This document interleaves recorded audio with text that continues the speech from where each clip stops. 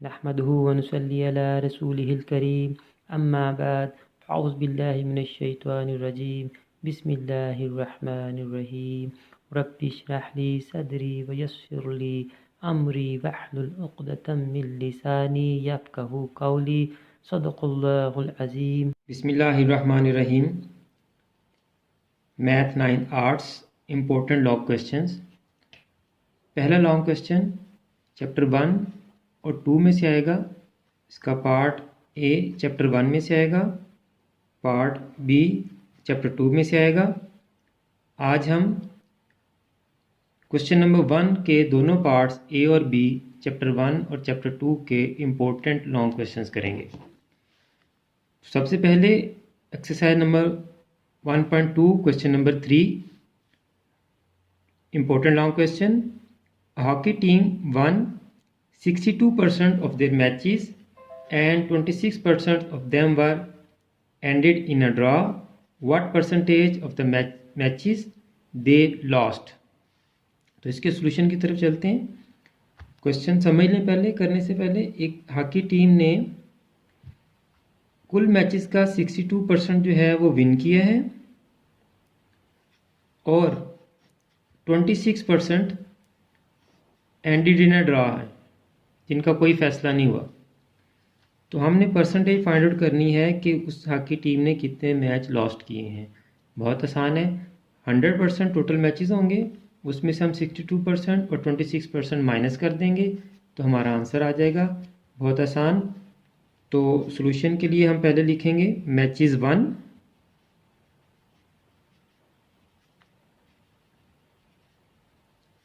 तो कितने match win किए जी? 62%। मैचेस एंडेड इन ड्रॉ, कितने ड्रॉ हुए? 26%। अब हमने फाइंड आउट करना है percentage of the matches they lost. तो यही हम स्टेटमेंट लिख देंगे, percentage of the matches they lost 100% minus 62% minus 26%। तो कैलकुलेटर से आप इनको माइनस कर लें। 100% में से 62% और 26% दोनों को माइनस कर लें, 1 बाय 1 कर लें, या जैसे आप चाहें पहले दोनों को ऐड करें और फिर 100 में से माइनस कर लें। जिस तरह से भी आप सॉल्व करना चाहें इसको सॉल्व कर सकते हैं। तो पहले हम 100% इन दोनों को ऐड करते हैं, माइनस 88%। दोनों को ऐड करने से अब 100% में से 88% हम माइनस करेंगे तो 12% हमारा आंसर आ गया जी। Next important long question, exercise number 1.2 question number 6। A table cost a carpenter ₹720। Cost कितनी है जी? 720 रुपीज़। उसको बनाने में to make he sells it for ₹920। Selling price कितनी आ गई हमारी? 920। तो what percentage of profit did he earn? तो हमने percentage of profit find out करना है। अगर आपने शॉर्ट क्वेश्चंस की वीडियो देखी है तो उसमें के सारे फार्मूले देखना चाहते हैं तो वो आप चैप्टर नंबर 3 के शॉर्ट क्वेश्चन में देख लें, सारे फार्मूले होंगे। तो कॉस्ट प्राइस क्या है जी हमारी? Cost price 720, sale price 920, 7 unit लाजमी लिखें। प्रॉफिट हम फाइंड आउट कर लेंगे। सेल में से कॉस्ट निकाल दें, प्रॉफिट आ गया आपके पास। 920 में से 720 माइनस करें तो 200 आपके पास प्रॉफिट आ गया। अब परसेंटेज प्रॉफिट हमने फाइंड आउट करना है। What percent of profit did he earn? Percentage profit,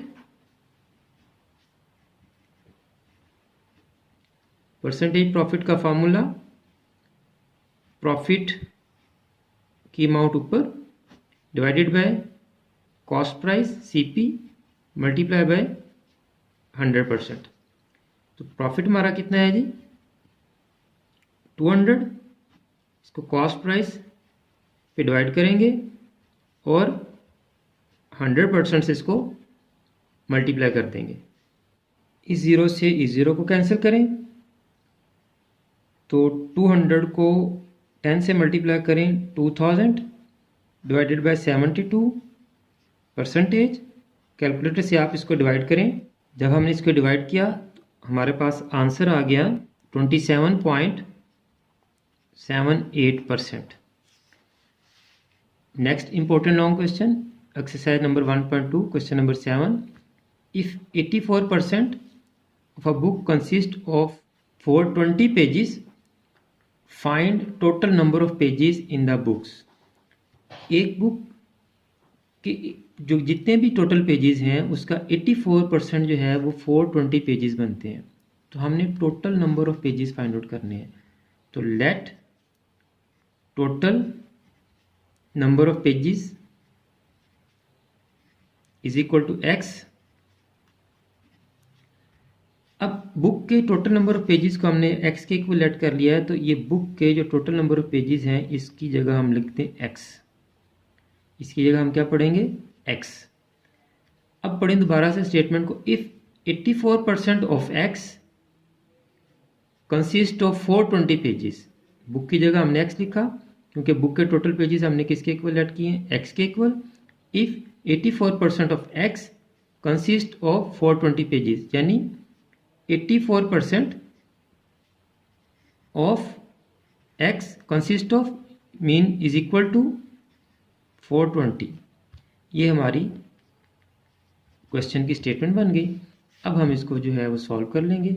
84 multiply by 1/100 of की जगह multiply x is equal to 420। अब जो इधर मल्टीप्लाई हो रहा है दूसरी साइड पे आके डिवाइड हो जाएगा और 100 इधर डिवाइड हो रहा है दूसरी साइड पे जाके मल्टीप्लाई हो जाएगा। 420 मल्टीप्लाई बाय 100 डिवाइडेड बाय 84। अब इसकी आप कैंसिलेशन कर लें। 41 2 1 ज़ा 42 और 42 2 ज़ा 840। 10 10 2 5 ज़ा 10। 5 को 100 से मल्टीप्लाई किया तो हमारे पास आंसर आ गया 500 पेजेस। आंसर हम लिखेंगे 10 book consist of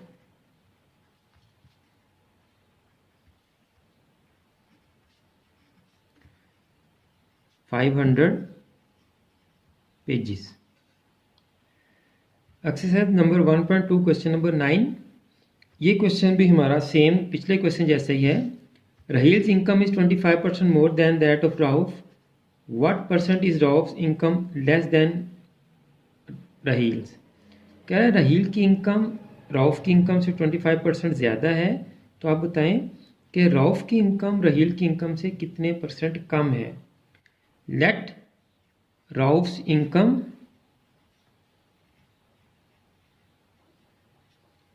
is equal to 100 is equal to 100। तो राहील की इनकम चूंकि रऊफ की इनकम से 25% ज़्यादा है, तो हम राहील की इनकम को 100 में 25 ऐड करके निकाल लेंगे। राहील्स इनकम 100 प्लस 25, तो राहील की कितनी इनकम आ गई जी 125 रुपीज़।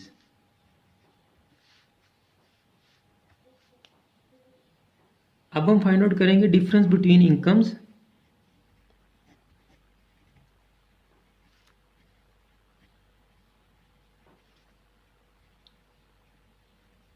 तो डिफरेंस तो 25 रुपीज़ का ही है।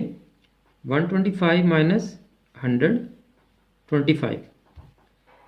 अब हमने परसेंटेज फाइंड आउट करनी है, तो इसके लिए हम स्टेटमेंट भी क्वेश्चन में से लेंगे।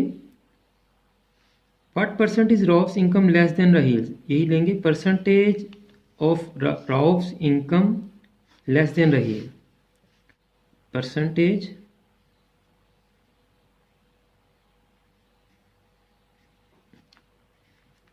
of Rauf's income less than Raheel. इसकी कैलकुलेशन हम यहाँ नीचे कर लेते हैं। तो कितनी लेस देन है जी? 25 ऊपर, और रहील की इनकम से कंपेयर करना है हमें। रहील की इनकम कितनी है? 125 पे डिवाइड करेंगे और इसको 100% से हम मल्टीप्लाई कर देंगे। तो 25 1 ज़ा 25, 5 25 5 ज़ा 125, 5 1 ज़ा 5 और 20, तो 20%। यानी अगर रहील की इनकम रऊफ से 25% ज़्यादा है तो रऊफ की इनकम रहील से 20% कम होगी। अब हम चलते हैं नेक्स्ट क्वेश्चन की तरफ। एक्सरसाइज नंबर 1.4 क्वेश्चन नंबर 6, इंतहाई आसान question, one liner question. A triangle has sides of lengths 3 centimetre, 4 centimetre, 6 centimetre. Find the ratio of the length of the sides to one another. तो हमने find the ratio of the length, तो solution में हम लिखेंगे ratio of the length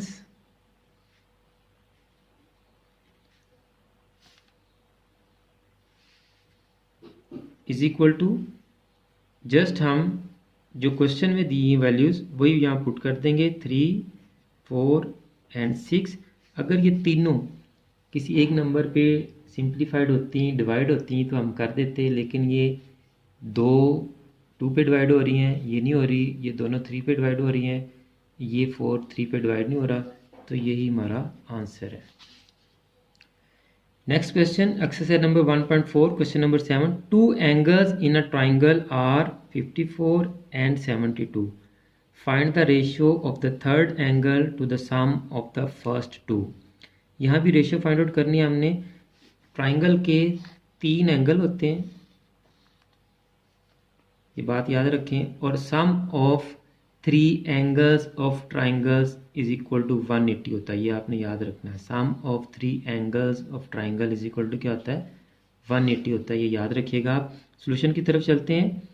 some of 2 angles, पहले 2 angles जो दिए हैं उनका सम फाइंड आउट कर लेते हैं। Sum of 2 angles is equal to 54 plus 72, 4 और 2 6, 7 5 126। अब देखें, अगर तीनों का सम 180 है, उनमें से 2 का सम 126 है, तो थर्ड एंगल फाइंड आउट करने के लिए हम 180 में से या तो ये दोनों माइनस कर दें 1 बाई 1, इन दोनों को प्लस करके 126 में से 180 में से माइनस कर दें। Third angle is equal to 180 minus 126। 180 में से हम 126 माइनस करेंगे तो हमारे पास 54 आ जाएगा। अब हमने रेशियो फाइंड आउट करनी है। रेशियो किसके दरमियान फाइंड करनी है? Find the ratio of the third angle. Third angle 2 की जगह आप रेशियो का साइन लगा लें। Third angle ratio sum of the first 2, तो हमारी रेशियो क्या बनेगी? Third angle ratio sum of 2 angles. तो थर्ड एंगल की हमारी क्या आई है जी मेजरमेंट? 54, इधर लिखेंगे। रेशियो सम ऑफ 2 क्या आया जी हमारे पास? 126। अब आप इसको सिंप्लीफाइड कर लें, दोनों 2 पे डिवाइड किए, ये 27 आ गया, इसको भी 2 पे डिवाइड किया, तो ये हमारे पास आ गया 2 6 12, 2 3 6, इसको 9 पे डिवाइड किया, 9 3 27, इसको 9 पे डिवाइड किया, 9 7, तो ये हमारी जो है वो रिक्वायर्ड रेशियो आ गई है। नेक्स्ट क्वेश्चन, सेम क्वेश्चन है, review exercise page English medium की बुक का 29 और question number 6, 2 angles in a triangle are 48 and 60। Find the ratio of the third angle to the sum of the first 2. Again sum of the first 2 कर लें जी। Sum of 2 angles 48 plus 60, इन दोनों को plus कर लेंगे हम, तो 8 108 आ गया आपके पास। तो थर्ड एंगल फाइंड आउट करने के लिए हम क्या करेंगे जी, 180 में से इसको माइनस कर देंगे, 180 माइनस 108, तो 180 में से जब आप 108 को माइनस करेंगे तो आपके पास आंसर आ जाएगा 72। अब वही 2 को आप रेशियो में कन्वर्ट कर लें, third angle ratio the sum of the first two, तो वही रेशियो आ गई आपके पास, third angle ratio sum of two angles. Third angle की मेजरमेंट क्या है हमारे पास 72 ratio sum of two angles क्या है हमारे पास 108, अगेन 2 पे डिवाइड करें 36, 2 पे डिवाइड किया 54, ये भी 9 पे डिवाइड हो रहा है, ये भी 9 पे डिवाइड हो रहा है, तो 9 6 आर 54 और 9 4 आर 36, रेशियो दोनों फिर 2 पे डिवाइड हो रहे हैं, 2 2 आर 4 और 2 3 आर 6, रिक्वायर्ड रेशियो हमारी आ गई 2:3। नेक्स्ट टॉपिक हमारे पास है प्रोपोर्शन। प्रोपोर्शन क्या होता है, equality of two ratios is called proportion. दो रेशियोज की इक्वालिटी को, बराबरी को हम प्रोपोर्शन कहते हैं। तो प्रोपोर्शन हमारे पास दो किस्म का होता है, एक डायरेक्ट प्रोपोर्शन और एक इन्वर्स प्रोपोर्शन। डायरेक्ट प्रोपोर्शन क्या होता है कि अगर हम एक वैल्यू को बढ़ाएं तो दूसरी वैल्यू भी बढ़ जाती है, या अगर हम एक वैल्यू को कम करें तो दूसरी वैल्यू भी कम हो जाती है। इन्वर्स प्रोपोर्शन में क्या होता है कि अगर एक वैल्यू को बढ़ाएं तो दूसरी कम हो जाती है, या एक वैल्यू को हम कम करें तो दूसरी वैल्यू बढ़ जाती है। इनकी एक एक एग्जांपल ले लेते हैं। मसलन ये पेन है, ये पेजेस हैं, कोई भी आपकी बुक है, कॉपी है, कपड़े हैं, शूज़ हैं, उनकी जो भी प्राइस है, अगर आप वो कम ज़्यादा परचेज़ करेंगे तो आपको पैसे भी ज़्यादा देने पड़ेंगे, अगर आप वो कम परचेज़ करेंगे तो आपको पैसे भी कम पर करने पड़ेंगे। तो एक चीज़ के बढ़ाने से दूसरी चीज़ भी बढ़ती है, तो एरो दोनों एक साइड पर, अगर एक चीज़ कम करें तो दूसरी चीज़ भी कम हो तो एरो फिर भी एक साइड पर रहेंगे। ये चीज़ याद रखनी है आपने कि दोनों के एरोज़ डायरेक्ट में एक ही तरफ होते हैं, चाहे ऊपर हों या नीचे हों। इसी तरह से अगर आप अपने घर से स्कूल, कॉलेज, यूनिवर्सिटी कहीं भी जाते हैं, अगर आप साइकिल पे जाते हैं तो आपको जितना टाइम लगता है, अगर आप बाइक पे या गाड़ी पे जाएंगे तो उतना टाइम नहीं लगेगा, उससे ज़्यादा टाइम लगेगा या कम? जी, यकीनन कम टाइम लगेगा। तो कम टाइम क्यों लगेगा कि जब साइकिल पे जाते थे हमारी स्पीड कम थी तो टाइम ज़्यादा लग रहा था। अब जब हम बाइक पे जाएंगे तो हमारी स्पीड बढ़ जाएगी तो टाइम क्या होगा, कम हो जाएगा, हम जल्दी पहुंच जाएंगे। तो ये कुछ एग्जांपल हैं, क्वेश्चंस करते हैं तो मज़ीद आपको क्लैरिटी हो जाएगी डायरेक्ट प्रोपोर्शन और इन्वर्स प्रोपोर्शन की। लेकिन याद रखने की जो बात है, आपने ये याद रखना है कि डायरेक्ट के लिए एरो दोनों एक ही तरफ होंगे, चाहे ऊपर रखें या नीचे रखें, और इन्वर्स में अगर एक एरो ऊपर है तो दूसरा नीचे, अगर एक एरो नीचे है तो दूसरा ऊपर। ये क्वेश्चंस को सॉल्व करने के लिए हमने ये एरोज लगाने हैं। तो जो क्वेश्चंस हैं उनको जब हम पढ़ेंगे तो हमें कैसे पता चलेगा कि हमें क्या मालूम करने के लिए कह रहा है और क्या क्या उसने दिया हुआ है। तो सबसे पहले तो आप क्वेश्चन को पढ़ते हुए इन 3 वर्ड्स पे गौर करेंगे, हाउ, व्हाट, फाइंड। इसके बाद जोन सी भी वो चीज़ का जिक्र कर रहा होगा वो हमें मालूम करना होगा, जिस भी क्वांटिटी का वो कह रहा होगा वो हमें फाइंड आउट करनी, उसी को हमने एक्स कर लेना है, लेट, उसी को हमने लेट एक्स कर लेना है। क्वेश्चन पढ़ते हैं। सबसे पहले तो आप क्वांटिटीज़ जो दी हैं उनको सबसे पहले मार्क कर लें। 6 दी है, 4 दी है और 3 दी है। अब जो हाउ, व्हाट और फाइंड उसको भी मार्क करें। हाउ दिया उसने, हाउ के बाद कौन सा है, हाउ लॉन्ग, हाउ लॉन्ग यानी कितना अरसा लगेगा। यहाँ चूँकि 4 डेज़ यूज़ हो रहे हैं, 4 का यूनिट क्या है, डेज़। तो हाउ लॉन्ग का मतलब क्या, डेज, कितने दिन लगेंगे। यानी 6 जो क्वांटिटी है इसका क्या यूनिट है, मैन। 6 आदमी, 6 man can paint a house in 4 days. 6 बंदे एक घर को 4 दिनों में पेंट करते हैं। How long will it take, कितने दिन लेंगे वो, कितना अरसा लेंगे वो, to paint the house of 3 man are employed. अगर 3 बंदे लगाए जाएं तो वो वही घर कितनी देर में पेंट कर देंगे। How long will it take to paint the house if 3 man are employed. How के बाद डेज फाइंड आउट करने के लिए कह रहा है हमें, अरसा फाइंड आउट करने के लिए कह रहा है, तो हमने लेट रिक्वायर्ड डेज कर लिया x। अब जो यूनिट्स हमें दिए थे उनमें से जो रिक्वायर्ड है हमें, उसको आप सबसे इधर पहले लिख लें लेफ़्ट पे, राइट पे भी लिख सकते हैं, आपकी मर्ज़ी है। उसके बाद जो दूसरा हमारा यूनिट यूज़ हो रहा था वो था मैन का, तो मैन हम इधर लिख लेंगे।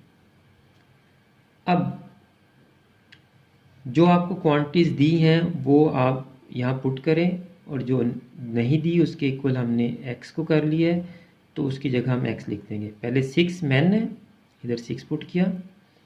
Can paint house in 4 days, तो इधर 4 पुट कर दिया हमने।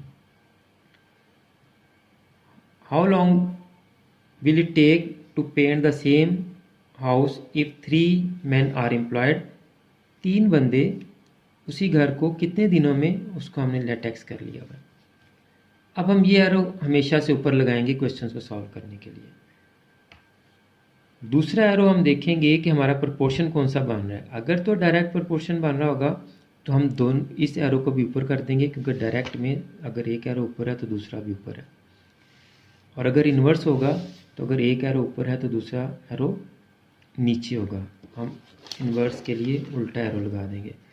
अब देखें जी, अगर 6 बंदे मिलके काम करते हैं और एक घर को 4 दिनों में पेंट करते हैं, तो 3 बंदे कितने दिनों में पेंट करेंगे। बंदे अगर कम कर देंगे तो उस घर को वो जल्दी पेंट करेंगे या ज़्यादा टाइम लेंगे, यकीनन ज़्यादा टाइम लेंगे। अब देखें, यहाँ आदमी कम हो रहे हैं, एक चीज़ कम हो रही है, और डेज क्या हो रहे हैं, बढ़ रहे हैं। एक चीज़ कम तो दूसरी बढ़े, तो कौन सा प्रोपोर्शन होता है हमारे पास, इन्वर्स प्रोपोर्शन होता है।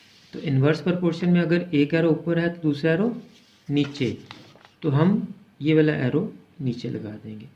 अब इन एरोज़ की मदद से हमने अपने अननोन क्वांटिटी जो है वो फाइंड आउट कर लेनी है। आपने ये याद रखना है कि जहाँ से एरो शुरू वो फ्रैक्शन के ऊपर, जहाँ एरो ख़त्म वो फ्रैक्शन के नीचे। x से शुरू तो x ऊपर, 4 पे ख़त्म तो 4 नीचे, इज इक्वल टू ये 6 से शुरू और 3 पे ख़त्म तो 6 ऊपर और 3 नीचे। ये 4 इधर डिवाइड हो रहा है, उधर जाके क्या हो जाएगा जी, मल्टीप्लाई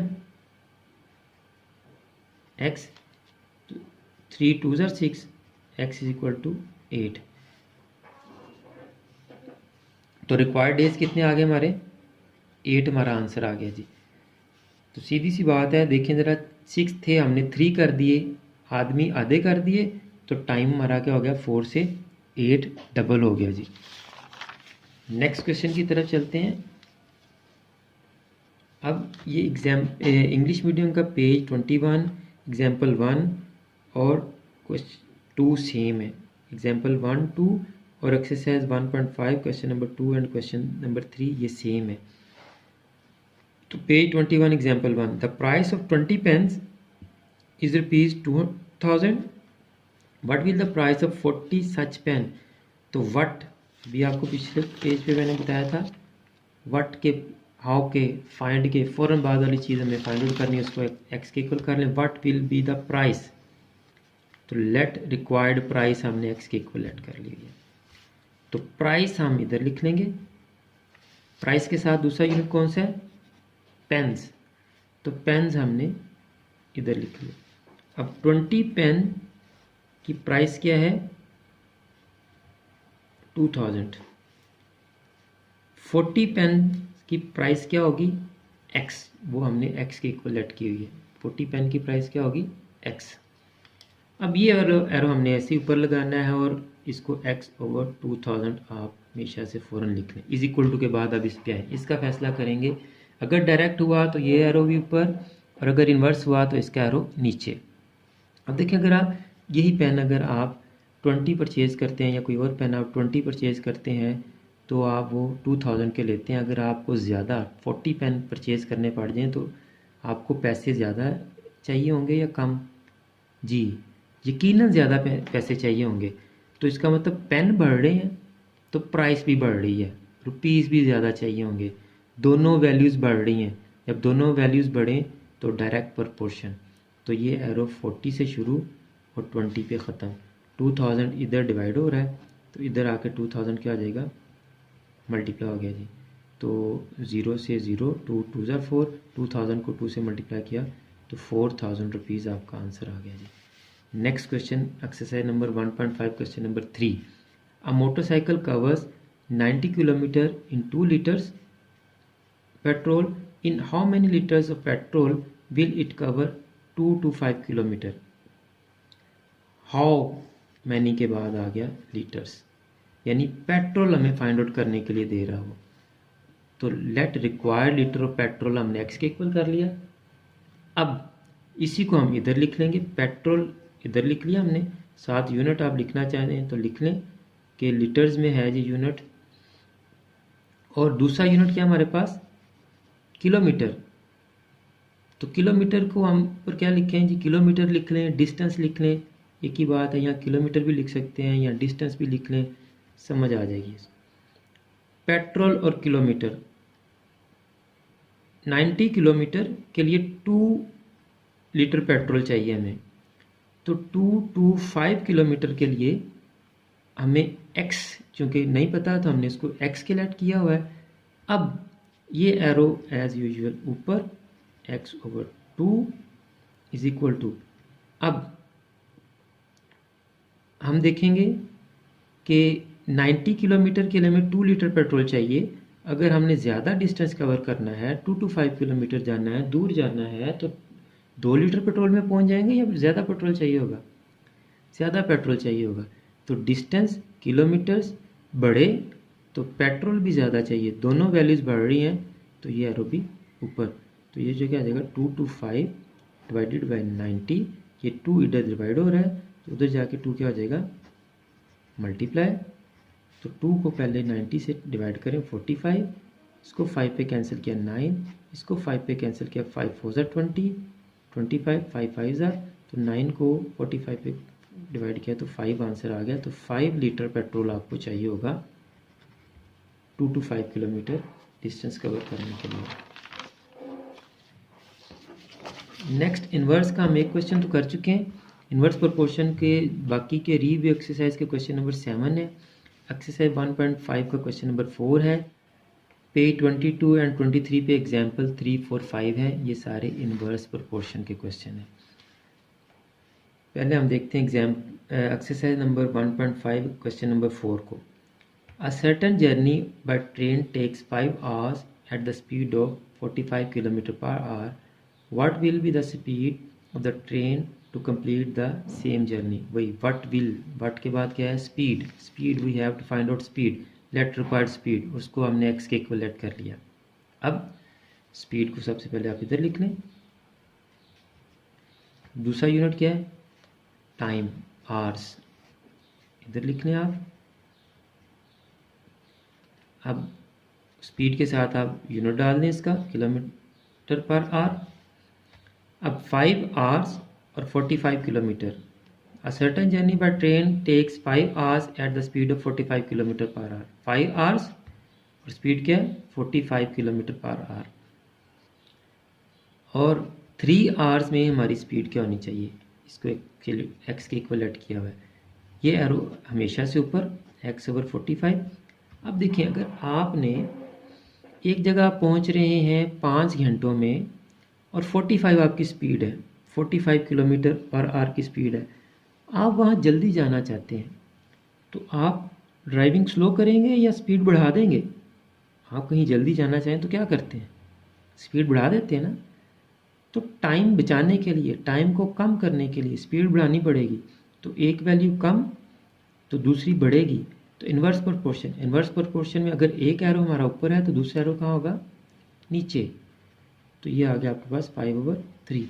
45 इधर डिवाइड हो रहा है तो इधर आके क्या हो जाएगा जी, मल्टीप्लाई 3 15 15 5 75 किलोमीटर पर आवर आपकी स्पीड होगी जी। अब इन्वर्स का एक और क्वेश्चन करते हैं। इंग्लिश मीडियम की बुक के पेज नंबर 29 पे रिव्यू एक्सरसाइज है, उसका क्वेश्चन नंबर 7 है। 8 persons can do a job in 24 days.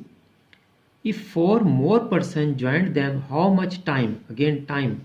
अब टाइम क्या है हमारे पास, days. Let required days is equal to x. Days को ही आप सबसे पहले इधर लिख लें, लिख लिया हमने। अब दूसरा यूनिट कौन सा है, पर्सन्स। अब 8% do a job in 24 days, 8% in 24 days. If 4 more person joined, यानी इन 8 को ही 4 और बंदे ज्वाइन कर लें। पहले 8 थे, 4 और लगा दिए जाएं तो कितने हो जाएंगे टोटल हमारे पास, 12। If 8 more person joined them, how much time they will take? 8 बंदे अगर 24 डेज में एक काम करते हैं तो 4 और उनके साथ मिल जाएं तो टोटल 12 हो जाते हैं। तो 12 बंदे उसी काम को कितने दिनों में ख़त्म करेंगे, x। तो इसका तो एरो आपका हमेशा से ऊपर ही होगा। अब इसको देखें आप, अगर एक काम है वो हम 8 बंदे उस काम पे लगाते हैं तो वो 24 दिन लगाते हैं। अब अगर उसी काम पे हम 8 की बजाय 12 बंदे लगा दें तो वो उस काम को 24 दिनों में ख़त्म करेंगे, ज़्यादा दिनों में ख़त्म करेंगे या कम दिनों में ख़त्म करेंगे। ज़्यादा बंदे लगाने की वजह से जी यकीनन वो काम को जल्दी ख़त्म कर लेंगे, कम दिनों में ख़त्म करेंगे। पर्सन्स आदमी बढ़े तो डेज कम हो गए, एक वैल्यू बढ़ रही है दूसरी कम हो रही है। तो इन्वर्स प्रोपोर्शन, इन्वर्स में अगर एक एरो ऊपर है तो दूसरा एरो हमारा नीचे होगा। तो ये आ गया 8/12। 24 इधर डिवाइड हो रहा है एक्स की तरफ, तो इधर आके क्या हो जाएगा, मल्टीप्लाई 12 2 24, 8 2 16 डेज में जी वो काम ख़त्म कर देंगे। 12 बंदे मिलके 24 दिन में काम ख़त्म कर देंगे। नेक्स्ट पे आए जी, कंपाउंड प्रोपोर्शन क्या होता है, व्हेन देयर आर 2 और मोर प्रोपोर्शंस। तो पहले हम देखते हैं when both are direct. Compound proportion की जो हमारे क्वेश्चन है वो पहले हम देख लें। Exercise 1.5 question number 6 7 8 9 10 12 review exercise का क्वेश्चन नंबर 8 पेज 24 की एग्जांपल 1। अब क्वेश्चन नंबर 6 7 8 12 और एग्जांपल 1 ये सेम है, 9 10 और रिव्यू एक्सरसाइज का क्वेश्चन नंबर 8 सेम है। तो क्वेश्चन नंबर 6 7 8 12 और एग्जाम्पल सॉल्व हुई, आप वहाँ से देख लेंगे। 6 7 8 में से 7 वाला क्वेश्चन मैं आपको कर देता हूँ। बोथ आर डायरेक्ट प्रोपोर्शन मैंने ऊपर मेंशन भी कर दिया है, क्वेश्चन में भी समझ लेंगे। Factory makes 560 fans in 7 days with the help of 20 machines. How many fans can be made in 12 days with the help of 18 machines. How many के बाद क्या है जी, fans. Let required fan is equal to x. अब fans के साथ आपके पास fans आ गए, डेज आ गए और मशीन्स आ गई। ये 3 आपकी अब चीज़ें आ गई, तीनों को आप नोट डाउन कर लें। तो सबसे इधर लेफ्ट पे हम क्या लिखेंगे, फैंस। फैंस के साथ हमारे पास क्या था, डेज। उसके बाद क्या था, मशीन्स। अब पुट अप करें values. 560 fans, 7 days, 20 machines. How many fans? X fans. 12 days, 18 machines. अब ये वाला एरो हमेशा से हमारा ऊपर ही, x divided by 560 is equal to. अब आप 2 प्रोपोर्शंस आ गए तो कंफ्यूज ना हो, आप इसको हाइड करें तो आपका ये वही सिंपल क्वेश्चन बन गया जो आप पहले करते आ रहे हैं। तो यहाँ से देखें, अगर 7 दिनों में 560 फ़ैन बनते हैं तो 12 दिनों में कम फ़ैन बनेंगे या ज़्यादा? दिन ज़्यादा हैं तो फ़ैन भी ज़्यादा बनेंगे। तो डायरेक्ट प्रोपोर्शन, इसका एरो ऊपर चला गया, इसको आप लिखते हैं 12/7। अब आप इसको हाइड करें तो फिर अगेन 2 आपका सिंपल क्वेश्चन बन गया। तो क्या है, 20 मशीन्स पे अगर 560 फ़ैन बनते हैं तो अगर मशीन्स कम हो जाएं तो फ़ैन ज़्यादा बनेंगे या कम बनेंगे? जी, मशीन्स कम तो फ़ैन भी कम। तो इसका क्या मतलब हो गया, यारो नीचे कर दें कम हो रहे हैं तो? नहीं नहीं नहीं नहीं, दोनों कम हो रही हैं तो इसका मतलब डायरेक्ट प्रोपोर्शन। डायरेक्ट प्रोपोर्शन में ये वाले एरो के हिसाब से हमने एरो लगाना है, वैल्यू कम या ज़्यादा होने के हिसाब से एरो नहीं लगाना। डायरेक्ट प्रोपोर्शन में अगर ये एरो ऊपर है तो ये एरो भी हमारा ऊपर ही जाएगा जी। तो मल्टीप्लाई लगा के हम दूसरे प्रोपोर्शन को भी लिख लेंगे 18/20। 560 इधर डिवाइड हो रहा है तो उधर जाके क्या हो जाएगा जी, मल्टीप्लाई।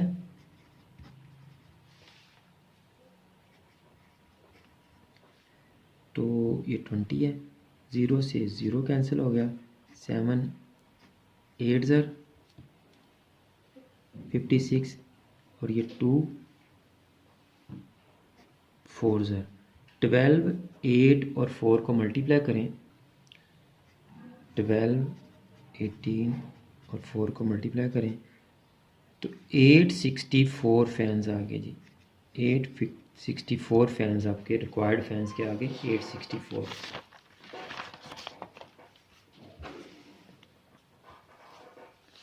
नेक्स्ट क्वेश्चन हमारा डायरेक्ट, दोनों डायरेक्ट का ही होगा। क्वेश्चन नंबर 9 10 रिव्यू एक्सरसाइज का क्वेश्चन नंबर 8। तो क्वेश्चन नंबर 9 हम करते हैं। सेम क्वेश्चन है ये तीनों, यानी आप यहाँ पे सिर्फ अमाउंट चेंज है, इनका तीनों में स्टाइल एक ही है पूछने का। If the stay of 12 man आ गया for 28 days in a hostel cost ₹6720। Cost आ गई, रुपीज़ लिख सकते हैं, कॉस्ट लिख सकते हैं। Find the cost, cost find out करनी है। लेट रिक्वायर्ड कॉस्ट आ गई आपके पास एक्स के इक्वल। फाइंड व्हाट और हाउ के बाद जो भी होगा आपने वो रिक्वायर्ड करना है, उसको एक्स के इक्वल ऐड कर लेना है। तो इसको इधर लिख भी लें सबसे पहले आप, कॉस्ट आगे लिख लें रुपीज़ में है ये। For the stay of 8 men for 14 days in the hotel, कह रहा 12 बंदे 28 दिनों के लिए रहें तो 6720 रुपीज़ 6720 रुपीज़ उनकी कॉस्ट आती है। कहता है कॉस्ट फाइंड आउट करें अगर 8 बंदे 14 दिनों के लिए रहें तो दूसरी हमारी दो प्रोपोर्शन क्या है, मैन एंड डेज।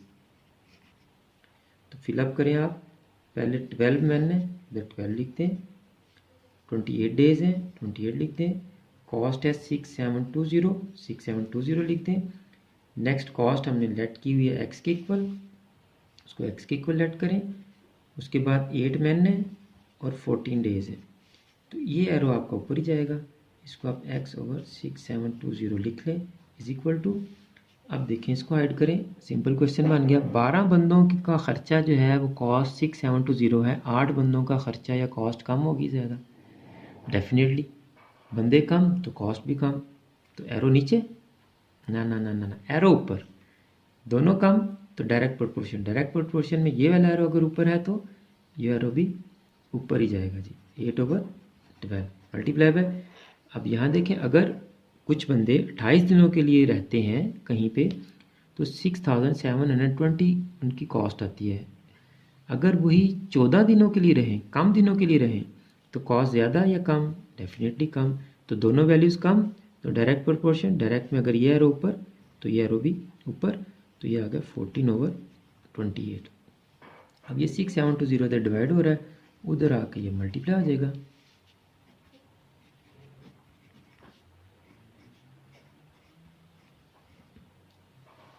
लें जी, अब आप इसकी कटिंग कर लें, कैलकुलेटर से डिवाइड कर लें, मल्टीप्लाई कर लें, डिवाइड कर लें, तो आपका आंसर आ जाएगा जी। 14 1 14, 14 2 28, तो 12 1 12, 12 5 60, 12 6 72, 560, तो 2 4 8, 4 को आप 560 से मल्टीप्लाई कर दें, आपके पास कॉस आ जाएगी 4 0 0, 4 6 24 का 4, 2 5 4 20, 2240 आपकी कॉस्ट आ गई जी। लें जी, ये भी हो गया क्वेश्चन। अब नेक्स्ट में चलते हैं। वन डायरेक्ट प्रोपोर्शन होगा and the other one is inverse proportion होगा।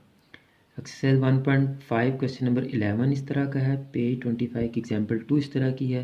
एग्जाम्पल आप वहाँ बुक से देख लेंगे। क्वेश्चन मैं आपको करवा देता हूँ। 11 14 काउस कंज्यूम 63 kg ऑफ हे। हे कहते हैं चारे को, भूसे को, जो खाना डाला जाता है मवेशियों को। In 18 days how many cows find out क्या करना हमने। Cows let required cows x will eat 770 kg of hay आ गया जी, और डेज आपके पास आ गए जी। काउस सबसे पहले आप इधर लिख लें, उसके बाद क्या है जी, हे उसकी यूनिट क्या है केजी, और डेज केजी, डेज और काउस, तीन चीज़ें पुट करें जी। 63 kg, 18 डेज और 14 काउस। 14 काउस 63 kg है 18 डेज में यूज़ करती हैं। तो एक्स काउस 770 kg है चारा 28 दिनों में। कहता है कि 18 दिनों में 14 काउस जो हैं वो 63 kg है यूज़ करती हैं। 28 डेज में 77 kg अगर है हो तो उसके लिए कितनी काउस जो हैं वो रिक्वायर्ड होंगी। तो ये एरो आपका ऊपर ही जाएगा जी, x/14। अब यहाँ आप देखेंगे, अगर आपके पास 63 kg चारा है तो 14 काउस को आप वो खिला सकते हैं।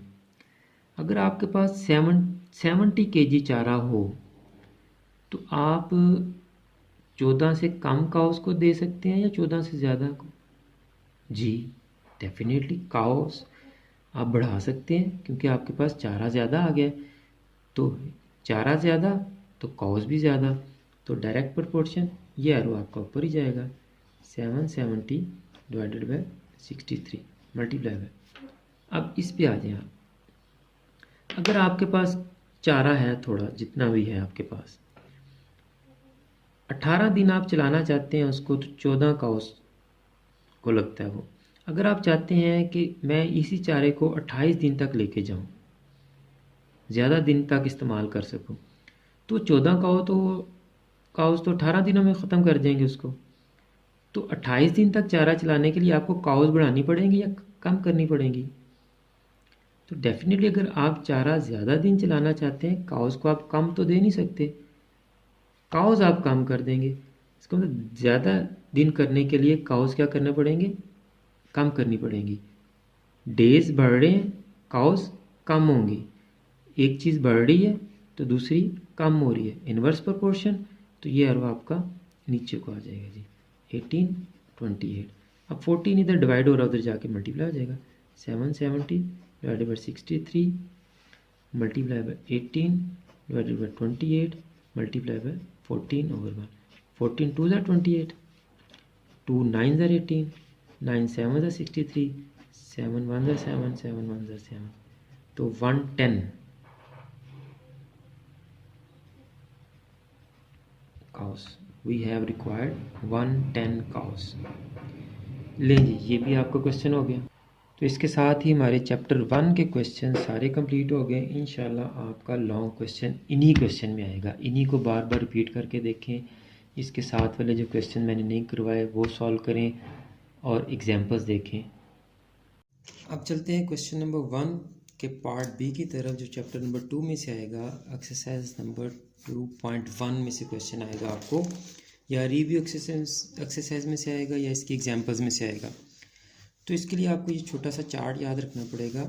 ये इनहेरिटेंस के क्वेश्चंस हैं, विरासत के क्वेश्चंस हैं। इसमें जो शख्स फोत हो जाता है उसकी जो बेवा होती है उसको विडो बोलते हैं। इसकी कुछ कंडीशंस हैं वो चेक करें। अगर विडो का कोई बच्चा नहीं है तो उसको 1/4 प्रॉपर्टी का मिलेगा। और ये है क्वेश्चन नंबर 9 और 12, पेज 37 पे एग्जाम्पल 2 है। अगर उसके चिल्ड्रन हैं तो उसको 1/8 मिलेगा। और जो बाकी की प्रॉपर्टी होगी, जो बाकी की अमाउंट होगी, जो बाकी की वेल्थ होगी, वो अगर सिर्फ डॉटर्स हैं या सिर्फ सन्स हैं तो उनको जितने डॉटर हैं उस रेशियो से उनको डिवाइड हो जाएगी, सबको इक्वली डिवाइड हो जाएगी। सिर्फ डॉटर्स हैं तो 2 हैं तो 1:1, 3 है तो 1:1:1, 4 है तो 1:1:1। क्वेश्चन नंबर 8 आपका इसी तरह से है। अगर सिर्फ सन्स हैं तो जितने हैं उतनी रेशियो आप बना लें। क्वेश्चन नंबर 10 और रिव्यू एक्सरसाइज का क्वेश्चन नंबर 5 है। अगर डॉटर्स और सन्स दोनों हों तो फिर डॉटर का एक हिस्सा होगा और सन के 2 हिस्से होंगे। क्वेश्चन नंबर 7, 11 रिव्यू एक्सरसाइज का क्वेश्चन नंबर 6 और एग्जाम्पल 1 और 4 इससे रिलेटेड है। तो ये सारे केसेस में हम एक एक क्वेश्चन कर लेते हैं, इन्हीं में से आपको आ जाएगा इंशाल्लाह। तो पहले देखते हैं कि अगर कोई बच्चा ना हो 1/4 जाएगा विडो को। क्वेश्चन नंबर 9 और 12 है, पेज 37 की एग्जाम्पल 2 है, एग्जाम्पल आप देख लेंगे। क्वेश्चन नंबर 9 या 12 में से मैं आपको कर देता हूँ। क्वेश्चन नंबर 12 सॉल्व कर लेते हैं। Najeeb left a wealth amounting to ₹4 lakh ही left behind a widow while they did not have any child, find the share of Najeeb widow. तो 4 लाख की टोटल प्रॉपर्टी है, टोटल वेल्थ है, अमाउंट है, इनहेरिटेंस है, आप जो मर्जी लिख लें इसके साथ। क्वेश्चन नंबर 12 टोटल अमाउंट कितनी है जी? 4 लाख। शेयर ऑफ विडो का शेयर कितना होगा जी? क्योंकि चाइल्ड कोई नहीं है तो 1/4 मल्टीप्लाई बाय 4 लाख, तो 4 से कैंसिल, तो विडो का शेयर कितना आ गया? 1 लाख रुपया आ गया। इसी तरह आपका क्वेश्चन नंबर 9 हो जाएगा, एग्जाम्पल भी हो जाएगी। अब देखते हैं हम ओनली डॉटर्स हों। क्वेश्चन नंबर 8 पे हैं जी। An amount of ₹4 lakh left as an inheritance is to be distributed among a widow. अब चूंकि बच्चे हैं, 4 डॉटर्स हैं, तो विडो को कितना मिल जाएगा? 1/8 एंड 4 डॉटर्स, बाकी का डॉटर्स में डिवाइड हो जाएगा। Work out the share of each, हर एक का हिस्सा निकालें। तो क्वेश्चन नंबर 8 हम करते हैं। टोटल अमाउंट कितनी है जी? 4 लाख और 4 डॉटर्स हैं जी।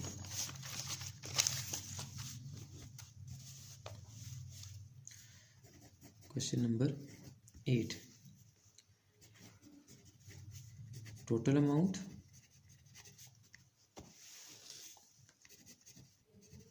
4 lakh, share of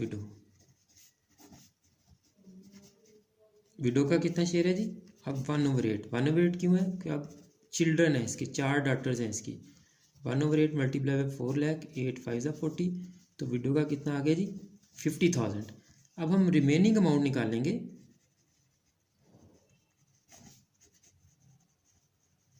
remaining amount daughters में इक्वली डिवाइड हो जाएगी। 4 लाख माइनस 50,000, तो ये आपके पास आ गया 3,50,000। तो अब हम रेशियो निकाल लेंगे। 4 डॉटर्स हमारे पास, तो ये आप एक मेथड बना लें, जिस तरह का भी क्वेश्चन आएगा आप इसको इस तरह से सॉल्व कर लेंगे। रेशियो अमंग डॉटर्स, तो 4 डॉटर्स हैं तो डी और डी, 4 डी लगा लें। सन हो गए तो उतने सन लगा लीजिएगा। अगर सिर्फ डॉटर है तो सबको 1/1, सिर्फ सन है तो तब भी सबको 1/1। अगर डॉटर और सन दोनों है तो डॉटर का 1 और सन के 2। तो अब चूंकि सिर्फ डॉटर्स ही हैं तो 1:1:1:1 कर लें। तो आप सम ऑफ रेशियोज करें जी, वो कितना आ गया? 1 + 1 + 1 + 1 4। तो शेयर ऑफ ईच डॉटर, हर एक डॉटर का कितना हिस्सा आ जाएगा जी? 1/4 मल्टीप्लाई बाय 3,50,000। इसको डिवाइड करें आप। 8 4 32, 8 4 30, 4 7 28, 4 5 20, 87,500 ईच डॉटर का शेयर आ गया जी। नेक्स्ट केस पे चलते हैं हम। ओनली सन्स का क्वेश्चन नंबर 10 है और रिव्यू एक्सेस का क्वेश्चन नंबर 5 है। क्वेश्चन नंबर 10 देख लेते हैं। क्वेश्चन नंबर 10 पे है जी। The inherited property amounting to ₹20 lakh is left by a deceased. He left behind a widow and 2 sons work out the share of each. Widow का 1/8 हो जाएगा, सन को बाकी का हिस्सा डिवाइड कर देंगे जब। तो 20 लाख टोटल अमाउंट है हमारे पास।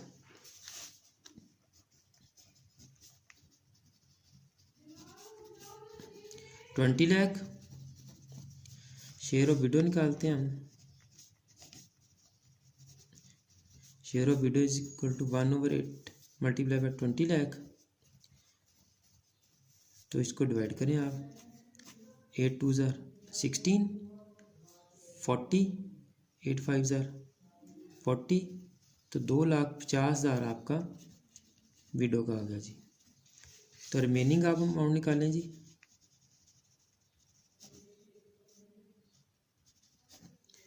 रिमेनिंग अमाउंट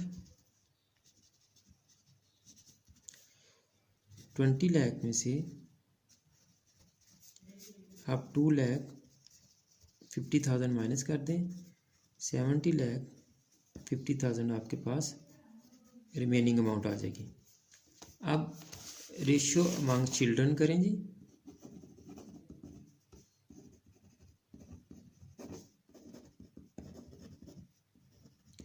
तो चूंकि अब देखें क्वेश्चन नंबर 10 कर रहे हैं हम, विडो का हो गया, 2 सन्स हैं, तो हम क्या करेंगे यहाँ सन रेशियो सन कर लेते हैं जी, 1:1। सम ऑफ रेशियोज 1 + 1 2, शेयर ऑफ each son is equal to 1/2 multiply by 70,50,000। तो 70,50,000 को आप 2 पे डिवाइड कर दें। 2 8 = 16, 15 2 7 = 14, 10 2 5 = 10, तो 8,75,000 एक बच्चे का हिस्सा आ गया जी। यही आपका आंसर आ गया। लास्ट केस हमारा, जब डॉटर्स और सन दोनों होंगे तो डॉटर को 1 और सन को 2, ज़्यादातर वो इसी में से पूछता है। क्वेश्चन नंबर 7 11 है, रिव्यू एक्सरसाइज का क्वेश्चन नंबर 6 है, एग्जाम्पल 1 और 4 है। आप एग्जाम्पल बुक से देख लेंगे। 7 और 11 में से मैं एक आपको कर देता हूँ, 11 कर देते हैं, बड़ा अहम है वो।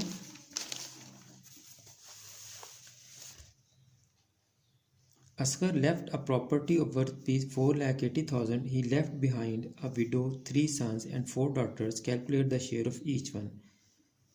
4,80,000 की प्रॉपर्टी है जी, विडो भी है, सन 3 सन्स हैं और 4 डॉटर्स हैं। Let's solve question number 11।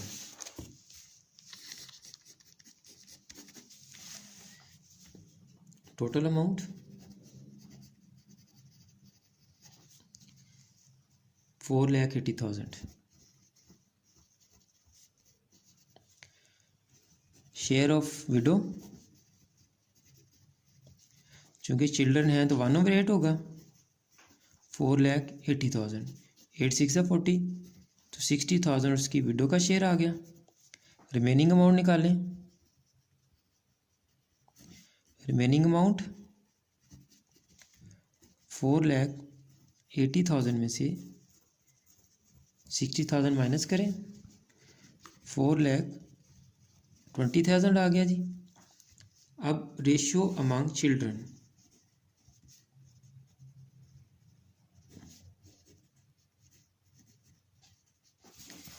Question number 11 देखें जी। 3 सन्स 4 डॉटर्स, 3 S लिख लेंगे हम और 4 D लिख लेंगे जी। लिख लें जी, S ratio S ratio S ratio D ratio D ratio D ratio D। तो सन का 2 और डॉटर का 1, 2 ratio 2 ratio 2 ratio 1 ratio 1 ratio 1 ratio 1। तो सम ऑफ रेशियोज करें जी, 2 + 2 + 2 + 1 + 1 + 1 + 1। 2 + 2 4, 4 और 2 6, 7 8 9 और 10। सम ऑफ रेशियोज क्या आ गया आपके पास 10। तो शेयर ऑफ ईच सन, जो एक बच्चे का हिस्सा निकलेगा, एक बेटे का हिस्सा निकलेगा, वही सबका निकलेगा। ये सन का 2 है आउट ऑफ 10, तो 2/10 मल्टीप्लाई बाय जो रिमेनिंग आपके पास अमाउंट आई है 4,20,000, तो 0 से 0 कैंसिल हो गया, तो 42,000 को 2 से मल्टीप्लाई किया तो 84,000 रुपीज़ ईच सन का शेयर आ गया। तो शेयर ऑफ ईच डाटर, एक का 48 आया है तो तीनों को 48,000 मिलेगा। Share of each